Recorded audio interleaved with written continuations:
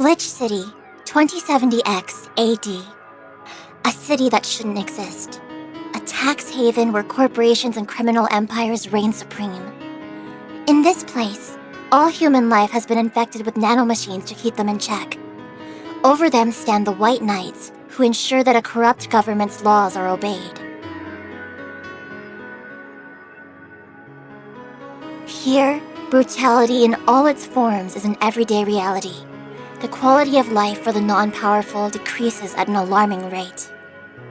For many, this can be overwhelming. Some devote themselves to their jobs, their families, or even their studies. Some look for ways to escape this place, and others just give up. But for many of them, the answer lies at the bottom of a glass. On a small road just seconds away from the main street, somewhere near the slums, you can find the Hall A of the BTC-certified bar coded VA-11. But that's a mouthful, so we just call it Valhalla. A small oasis in the middle of the concrete desert. A fountain of spirits waiting for tired souls. And it's here where the story unfolds. Valhalla. Cyberpunk Bartender Action.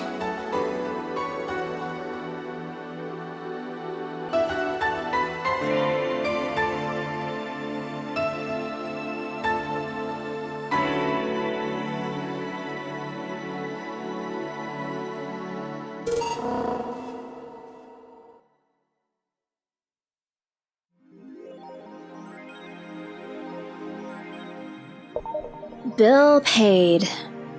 Didn't you have a boyfriend named Bill?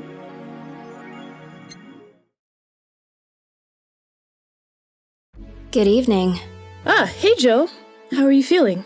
I won't say good, but not that bad, I guess. That's nice to hear.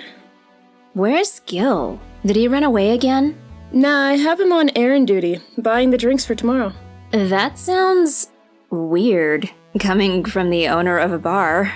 Every drink from here would come out of our own funds.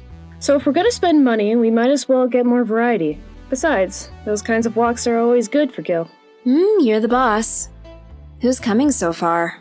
Well, there's the three of us, the dogs, you invited Teddy Hacker, Gil invited Jamie. Oh yeah, I also invited Dorothy when I called her to spend the night with you. Sounds good so far. Invite anyone else you feel like inviting. The more the merrier. I could, but I bet everyone's made plans by this point. That's true. I'll leave my office. Call me should anything arise. All right.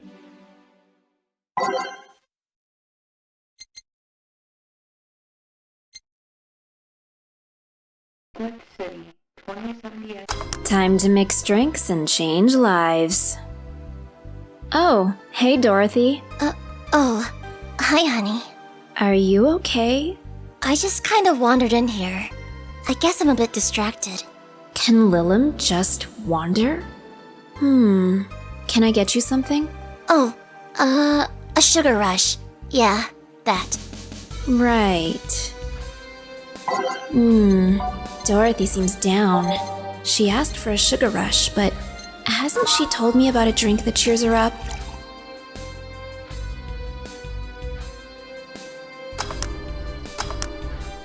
One sugar rush. Thanks. Hey, this has no alcohol. I got a reaction out of you, didn't I? Oh.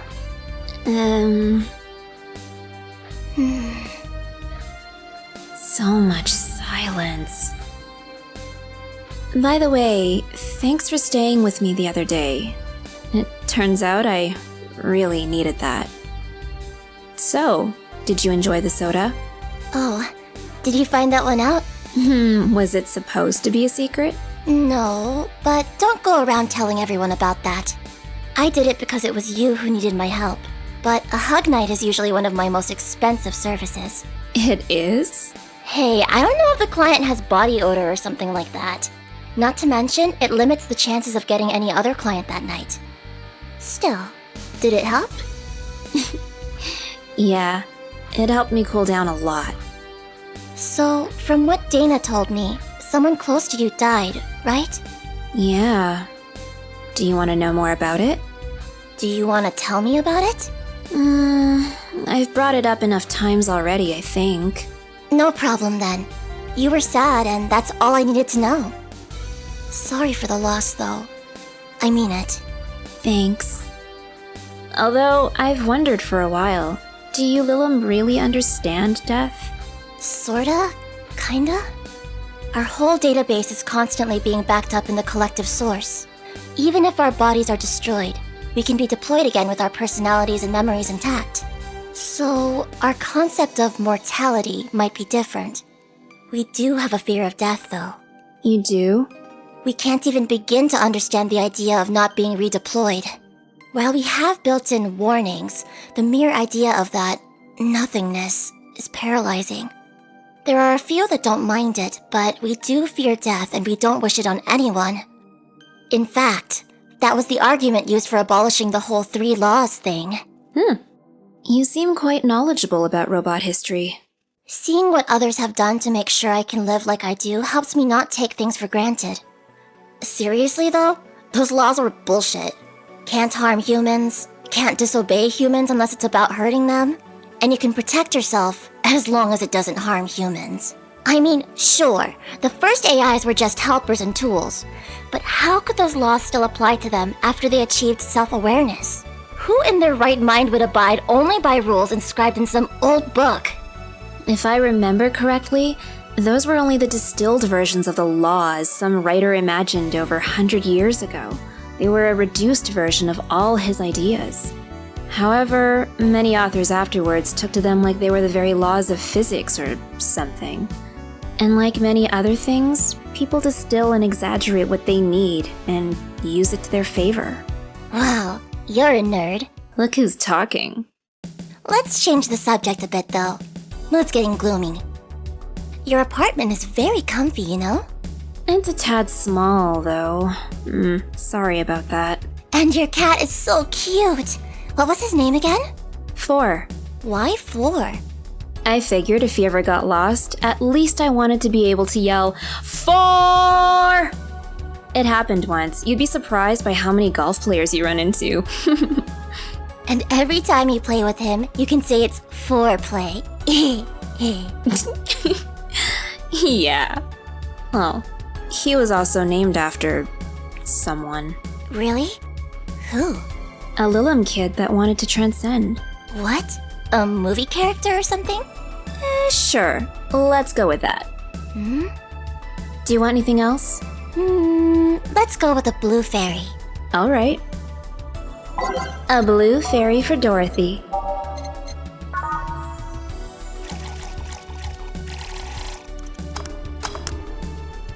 Here.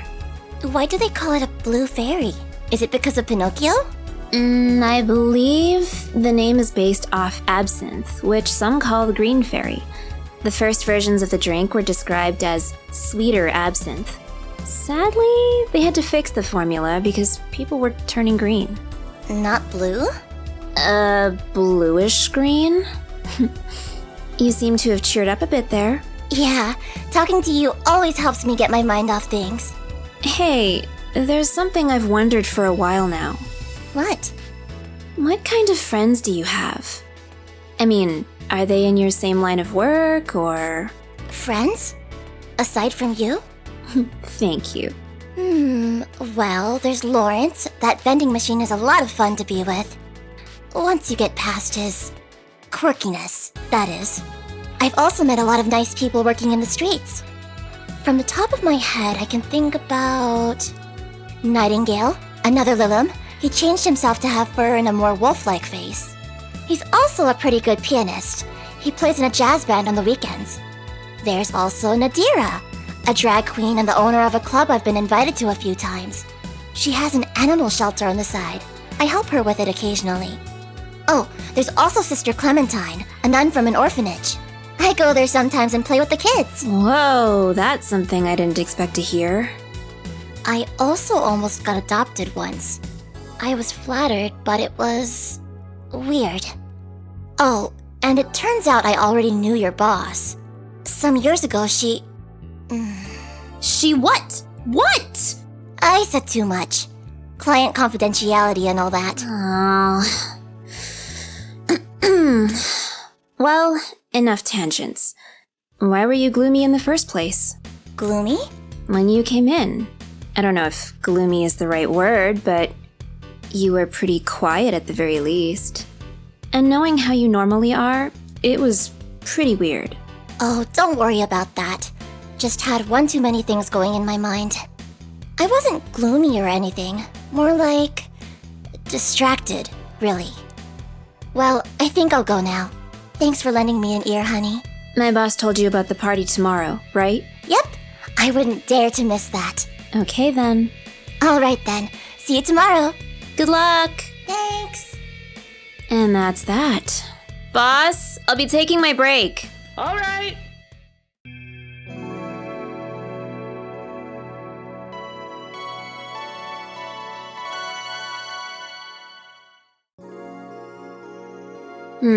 I need to remember to buy more cigars. Back! Did I miss something? Unless you count the worst PPV main event fight I've seen all year. Not really, no. Alright. Going out? I have a word with Gogo outside. He was so hyped for that match, he must be devastated. Okay. Welcome to Valhalla.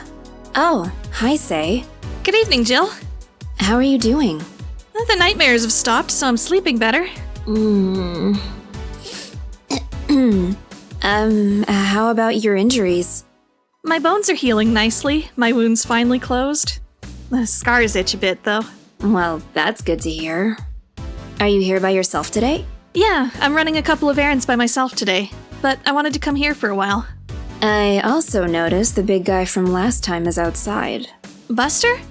Stella doesn't want me being alone while I'm still healing, so she suggested taking him with me. Oh, I see. What can I get you? Something cold. Sure. Something cold for Say.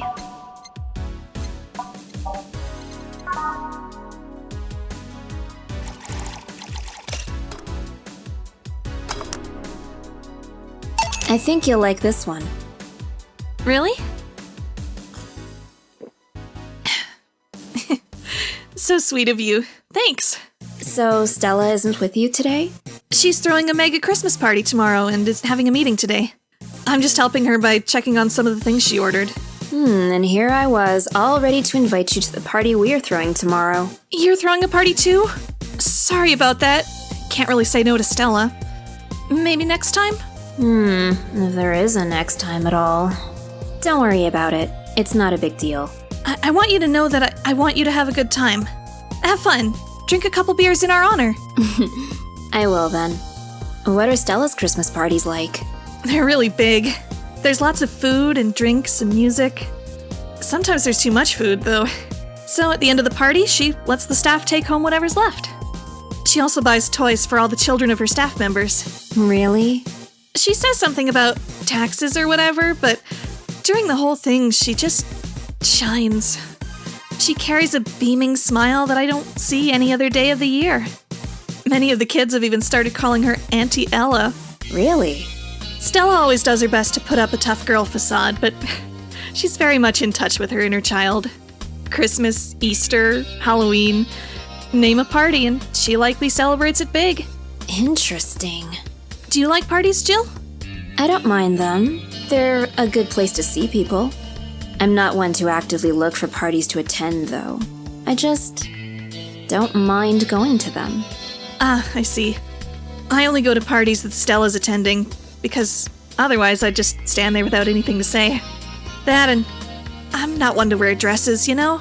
You're not? I'm a tad too ripped. They don't look cute on me. Although, with all this healing I have to do, I won't be as fit for a while. They're too, breezy, too. I feel like I'm wearing nothing. But I bet you'd look good in a dress, Jill. It's been years since I last wore one. I wouldn't know. Last time I wore one, I remember worrying my arms were too thin or something like that. We all have a complex, huh? I mean, even Stella has her own. That's hard to imagine. Oh, but she does have one. She distresses a lot about her bust size. Really? She's not that small. I think I'm smaller than her, in fact. Actually, it's the opposite. The opposite kind of complex, I mean. She's a bit self-conscious about having a big chest. Really? Again, I've seen bigger chests than hers, to be honest. Although, I guess comparisons are useless here. They rarely help with complexes. Well, she does go the extra mile to hide it. In fact, I have no idea how she does it. I mean, I've seen her before and after she tucks them away, but I guess I never cared enough to ask the specifics. That's also why when she goes out, she styles her hair in those, Drills? They look a bit drilly, don't they? She styles her hair like that to help divert attention away from her chest. She seems affluent enough. Why not go through a reduction surgery? Because she also kinda likes having that size. She takes her bust size after her mom, and Miss Carmine's quite proud of her chest. Puffing out your chest is a sign of confidence, and a bigger chest means more confidence to show. She says something along those lines a lot. Stella has quite the admiration for her mom, so I guess breast reduction would feel like betraying her? Huh. I'm making it sound like she's hiding J-cups or something like that. I guess in a taller or thicker person, her size would be normal. She's just a bit shorter or thinner than the norm. Do you get self-conscious about your bust size, Jill? Not really. I've been more self-conscious about my height. Although it usually comes up whenever not being average height hinders me somehow. What about you? Yes and no. It's not my bust size, but rather that I look too manly sometimes. And I can't help but wonder if bigger boobs would help with that. You're fine. Don't worry. Thank you. Can I get you anything else? Do you have something non-alcoholic? I do. Give me a sec. Something non-alcoholic for say.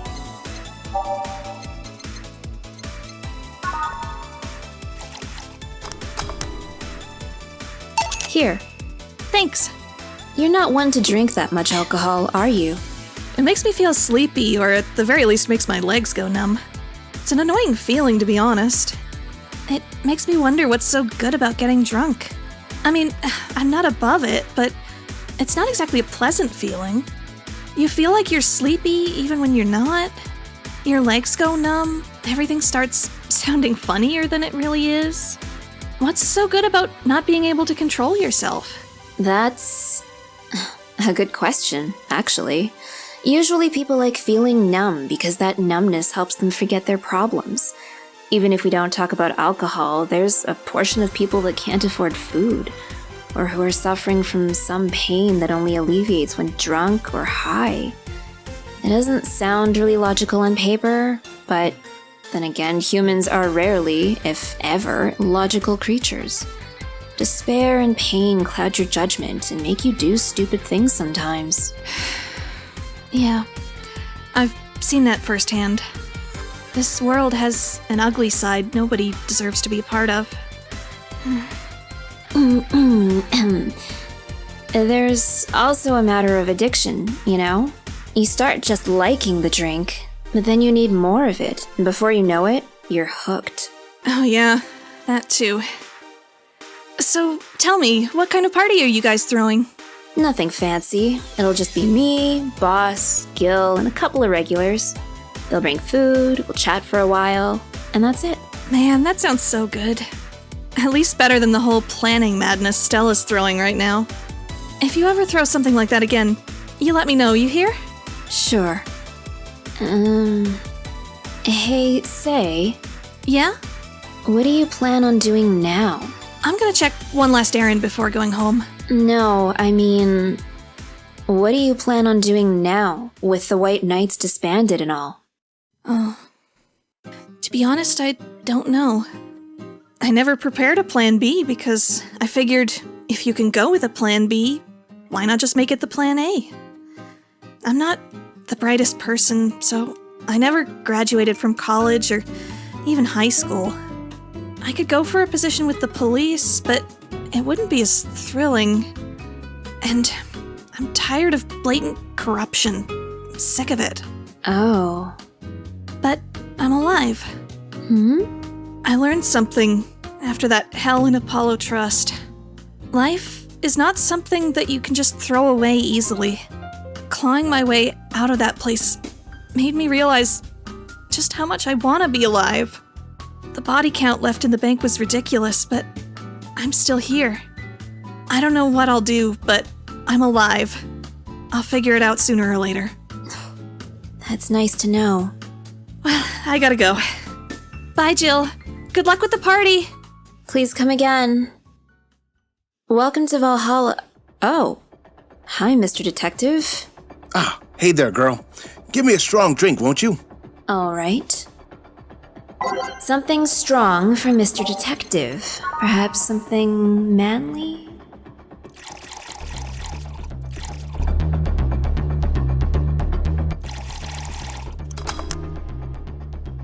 Here you go. Yes, this'll do. So, what brought you here? Nothing special. I was just working on a case and I happened to be in the area. What kind of work? Tracking someone. A gun for hire. What about the girl? Crimson something? I am tracking that girl. Didn't you just get out of that job? I did, but the guy offered a huge amount of money and, well, I just couldn't refuse again.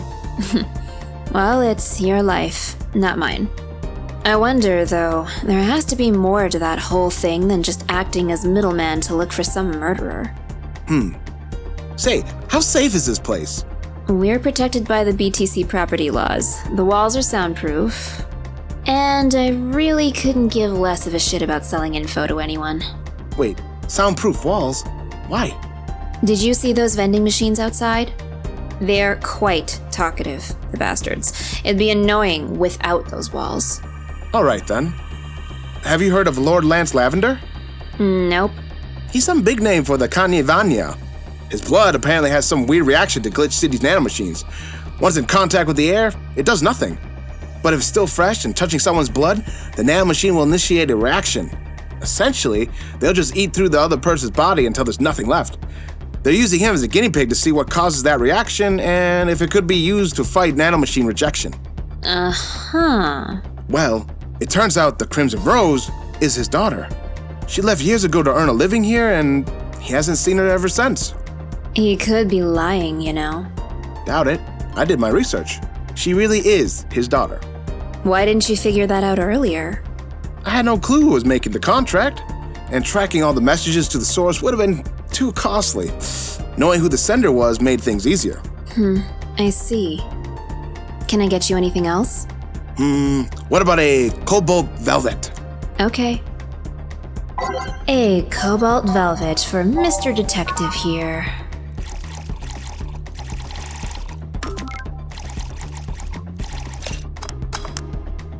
Here you are. Oh, you actually did it. Were you expecting me to mess up so you didn't have to pay? No. So what made you accept the contract anyway, keeping in mind all the risks you told me last time? He told me he wanted to see her again one last time, or at the very least, deliver her a message. He could have been lying. Yes, people lie. You made your point. Even then, I felt like I couldn't say no. I mean, I know what it's like not being able to find your daughter. What it's like to be apart from her, not knowing what she's doing or even if she's alright. You do? I have a daughter. She was about your age. When she was a teen, we had a big fight, and she ran away from home. At first, I just waited for her to show up, but then I started getting worried and went out to find her. I couldn't find any trace of her. Nobody has seen her. Soon I was worried if something might have happened to her. I guess that's how my tracking skills and list of contracts began to grow. I finally found her taking cover in some dumpster, unconscious from starvation. So yeah, I just couldn't say no to his request of finding his daughter. But I don't expect you to understand. So how's the search going? I'm very close to finding her. That girl's pretty good at covering her tracks. Compared to the her from before the bank incident, though, she seems slower somehow. Either she's let her guard down or something else is happening. What will you do when you find her? I have this letter I'm supposed to deliver to her. I don't know what it says, and I don't want to find out. What if she tries to kill you? I might not look like it, but I can take care of myself, bartender. You don't stay so long in this business without picking up a couple of tricks. Yeah, I guess you're right. Okay, I better go back to work before her trail goes cold. Please come again. Are you done? Yeah. Okay then. I want you here tomorrow at 8 p.m. No working beforehand. The bar will be closed tomorrow. Come dressed in your absolute best. We're having a party after all. Alright. Where's Gil, by the way? He stored all of our things in his home because of how close it was to the stores. So I told him to go home already and bring the stuff tomorrow. I see. Well, see you tomorrow, boss. Hold on. Wait a bit and I'll go with you. Oh, sure. Thanks. Hey, Kolezan from Base here. This episode didn't even reach the half-hour mark, but was still fully packed with great interactions. Which was your favorite moment? Do leave a comment and let us know. While you're at it, why not give this video a like if you liked it? New episodes drop every Monday, Wednesday and Saturday until New Year's. Hope to see you there.